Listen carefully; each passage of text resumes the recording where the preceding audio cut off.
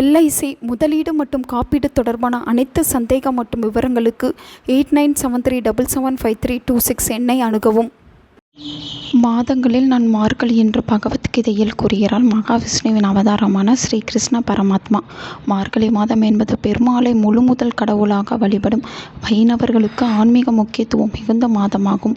வைதாரையும் வரவேற்கும் வைகுண்டம் என்ற வாக்கியத்திற்கேற்ப மனிதர்கள் அனைவரின் விருப்பமாக இருக்கும் முக்தி எனப்படும் மீண்டும் பிறவாமை பேறு பெறும் வைகுண்ட ஏகாதசி விரதம் இம்மாதத்தில் தான் அனுஷ்டிக்கப்படுகிறது. அத்தகைய சிறப்பு வாய்ந்த வைகுண்ட ஏகாதசி விரதம் இருக்கும் முறையையும் அதனால் நாம் பெறும் பலன் பற்றியும் தான் இந்த வீடியோவில் நாம் பார்க்க போகிறோம். காயத்ரிக்கு மிஞ்சிய மந்திரம் இல்லை, ஏகாதசிக்கு மிஞ்சிய விரதமில்லை என்று கூறுவார்கள். மகத்துவம் வாய்ந்த இந்த வைகுண்ட ஏகாதசி தினத்திற்கு முன் தினமான தசமி தினத்தில், அதாவது 29/12/2025 திங்கட்கிழமை அன்று தசமி தினத்திலேயே வீட்டை கழுவி சுத்தம் செய்வது நல்லது. அந்த தசமி தினத்தன்று ஒருவேளை உணவு மட்டும் அருந்துவிட்டு ஏகாதசி விரதம் இருக்க தொடங்க வேண்டும்.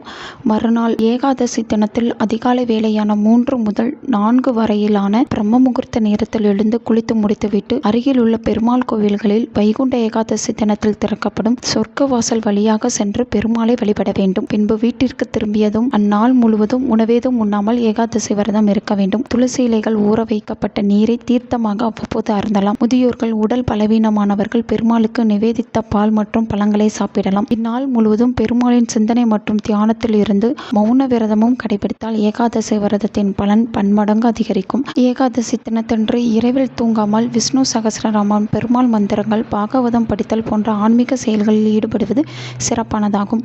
இது உங்கள் மனதிற்கும் உடலுக்கும் ஆன்மீக ஆற்றல் கிடைப்பதாக ஐதீகம். ஏகாதசி தினத்தின் மறுநாளான துவாதசி தினத்தில் வைணவ சம்பிரதாய நாள்காட்டில் குறிப்பிடப்பட்டிருக்கும் நேரத்தில் துளசி தீர்த்தம் அருந்தி ஏகாதசி விரதத்தை முடிக்க வேண்டும். துவாதசி தினத்தன்று அரிசி சாதம் செய்து சாம்பார் குழம்பில் நெல்லிக்காய் சேர்த்து கொள்ளுதல் மிக மிக நல்லது. நெல்லிக்காய் என்பது லட்சுமி தேவியின் அம்சம் நிறைந்ததாகும். ஏகாதசி தினத்தில் செய்யப்படுகின்ற உணவில் நெல்லிக்காய் சேர்த்து பெருமாளுக்கு நைவேத்தியம் செய்து பின்பு நாம் சாப்பிடுவதால் திருமால் மற்றும் திருமகளின் முழுமையான ஆசீர்வாதங்கள் நமக்கு கிடைக்கும். நாம் நீண்ட ஆயுளும் அனைத்து செல்வங்களும் நிரம்பிய வாழ்வும் கிடைக்கப்பெற்று இறுதியில் பெருமாளின் வைகுண்ட லோகத்தை அடையும் பாக்கியத்தையும் பெறுகின்றோம். நல்லதே நடக்கும். உங்கள் நண்பர்களுக்கும் உங்கள் உறவினர்களுக்கும் இந்த வீடியோவை ஷேர் பண்ணுங்க. அவங்களும் இதை பற்றி தெரிஞ்சுக்கிடட்டும். ஆன்மீகம் டிவி தமிழ் சேனலை சப்ஸ்கிரைப் பண்ணுங்க.